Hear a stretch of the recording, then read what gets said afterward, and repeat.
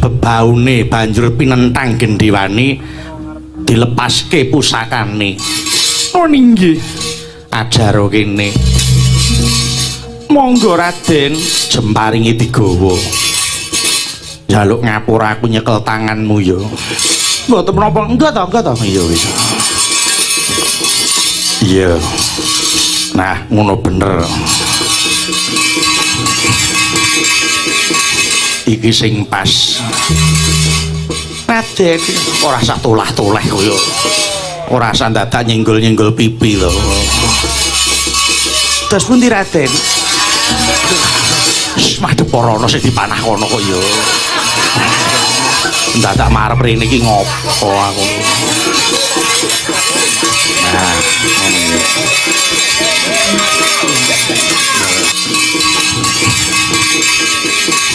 iki sing pas. Raden, ora sak tolah-toleh kaya. Ora sak dadak nyenggol-nyenggol pipi lho. Terus pundi Raden? Madhep para ana sing dipanah kono kok ya. Dadak marep rene iki ngopo aku. Nah,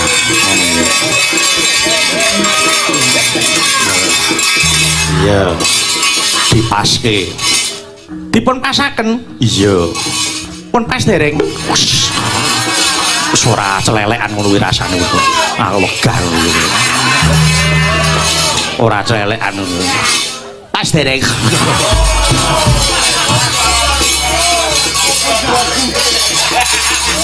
Oh, ngrisen-ngriseni cah-cahe. Nah, lepasno sing kenceng tanganmu.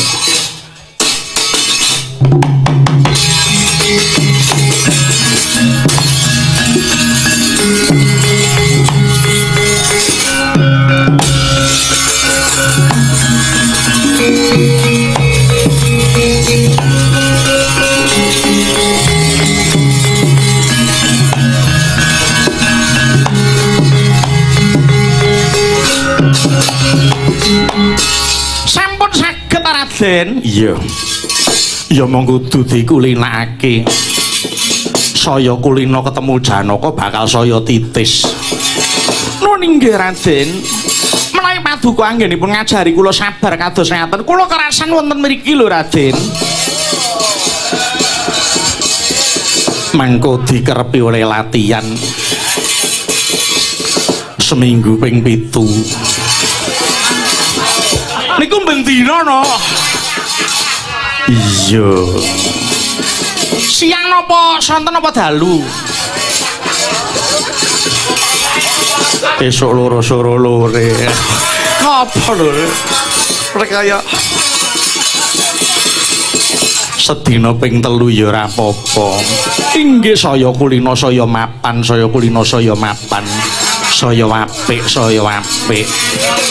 Inggih Raden, kula menika sampun sawetawis sampun dangu paduka Raden Janaka. Kepengin sanget kula menika dipun kanthi Raden Janaka sinau jemparing. Iya. Mengko liya dina rene meneh. Nuwun inggih. Mengko ponokawan takone lunga. Inggih Raden, wis kang mangkono enggal bali dhisik. Yen to mesti dadi judune Janaka ora kaya kurang jalaran.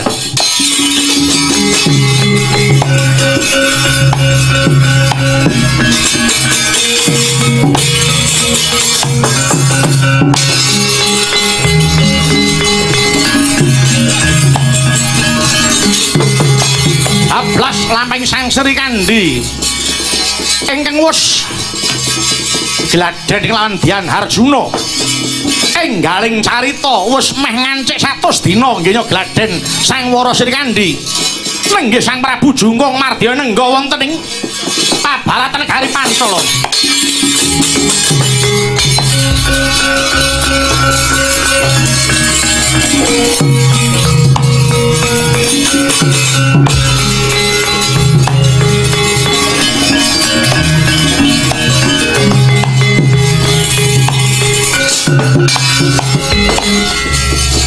Sri Kandi, ana apa Prabu Jungkung Mardya? Dina iki aku wis netepi sing dadi kesaguhanmu 100 dina aku wis bali. Ayo manut tak boyong ana negaraku. Prabu Junggung Mardeya ana apa? Aku gelem tok boyong nang ana pitukane. Apa pitukane? Waton kowe bisa ngasorake kridane Sri Kandi ing kono bakal tak turuti sing dadi kekarepanmu. Lho. Kowe iki wong wadon, wong wadon wong kabotan pinjung lah kok wanuh-wani nantang perkara karo aku yen nganti tatu kulitmu apa ora iman-iman. Pati uripku aja ta iman. Aku mau kepengin neter swira sing dadi kekuatanmu jalaran kowe bakal dadi pengayomanku. Yen kowe bisa ngasorake Sri Kandi aku gelem tok rabi. Oh iya, yen pancen ngono ngati-ati. Nanging niatku ora gawe laramu, ning mung nyeneng atimu. Wis para coban ora rasa cerewet kowe.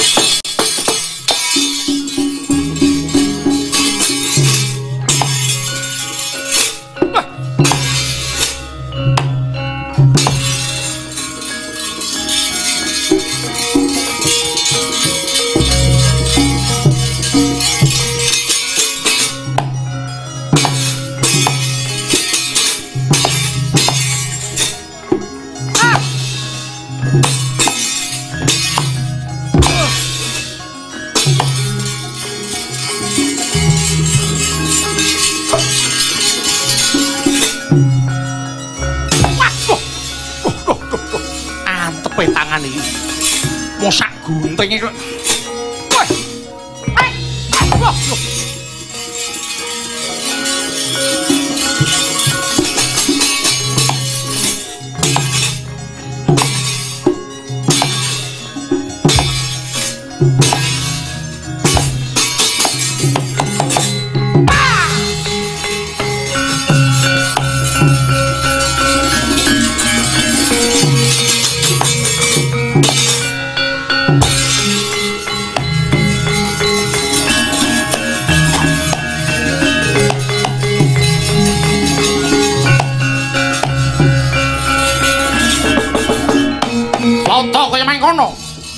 Menang langkap sinandangan Warastra Debya nenggih Sang Wara Sri Kandi.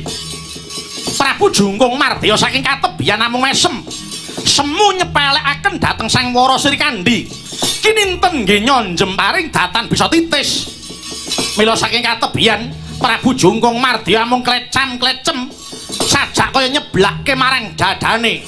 Nalika semana lumpas puneng jemparing lir sinentak ngener marang jajaning Prabu Junggung Mardeya. Butul prapteng walikan pecah kapisanan.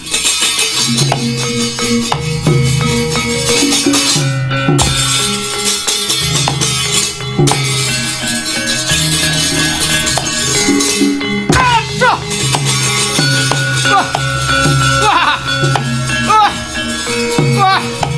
Wah.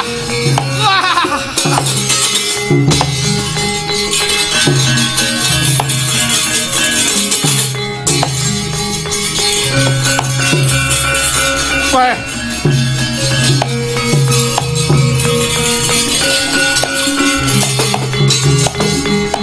Sri Kandi, tetela sira bisa nyirep marang lelakon negara Pancala.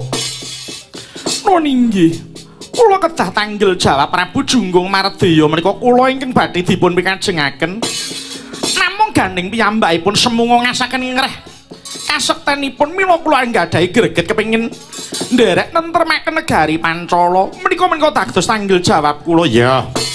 Nadyanto kowe wong wadon nanging kowe duwe jiwa senopati. Muga Gusti hangudaneni besok lamun ana perang gedhe.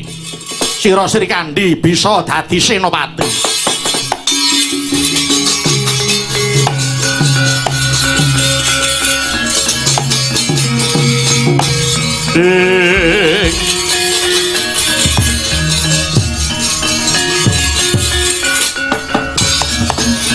Wata kaya mangkono. Lumampah pinten-pinten warsa lelampanira Sang Wara Sri Kandi.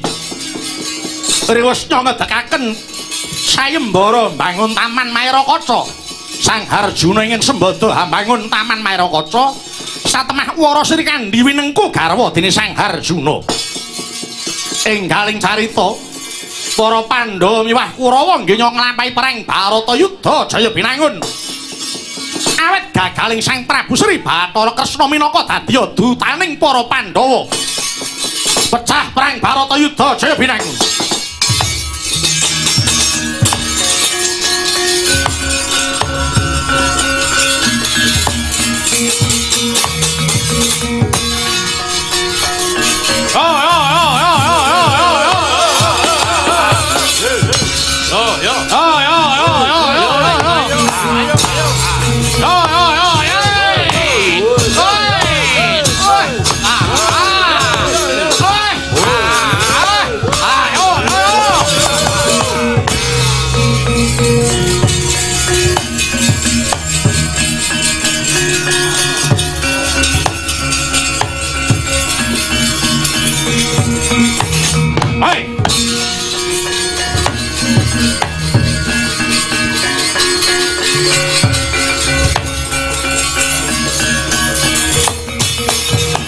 Dudu karepe dhewe bilani para Pandhawa padha karo ngentengke patimu tadhaono iki.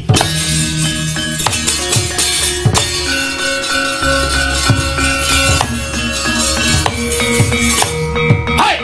Ah, hoi! Hoi! Hoi! Ah! Hoi! Ah! Hoi!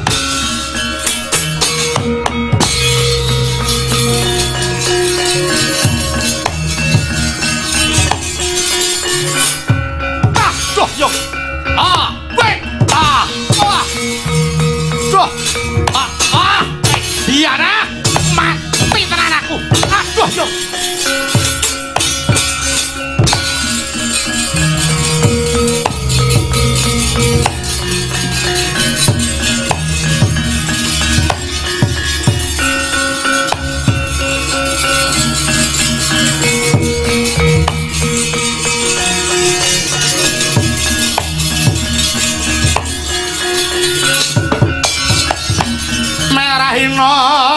Semu pangiwang karuna kadine traning uga rapuh. Sabdaning kukila ringkane kara sageter. Lir kidunganing kung lir using bini panca. Salya Yayi Durna iki kados pundi? Lole. Leres lole ta? Wis bener. Iki Bisma sing kudu dadi senopati. Jalaran yen ora mengkono ora mendha sing dadi karepane Pandhawa. Wong Wirata melu-melu aku sing kudu ngelingke. Kula ingkang sagah dados senopati pengapit. Kula iki sagah dados senopati pengapit. Wis ayo padha netepi kewajibane dhewe-dhewe aja nyawang sanak kuwi sedulur. Waton kuwi mungsuh wajib disingkirake. Monggo kula dherekaken Bapak.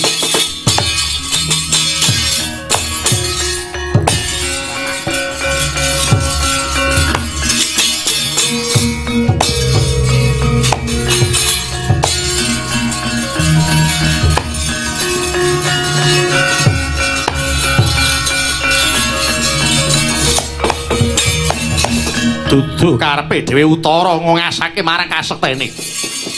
Mbok tibane jemparing mbuh dadi.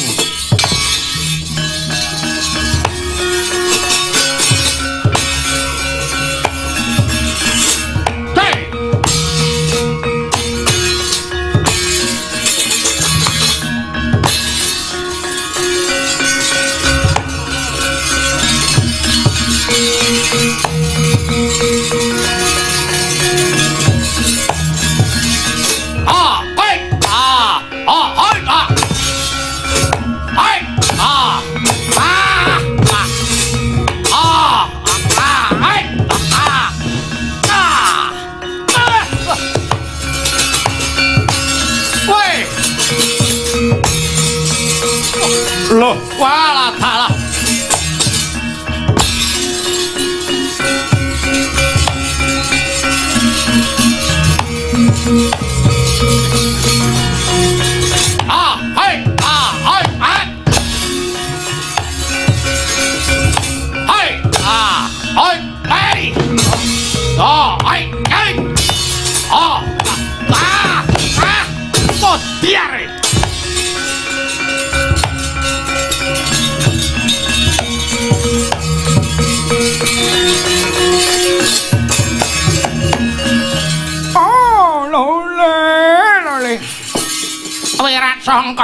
Wirat Sangka kowe ngongas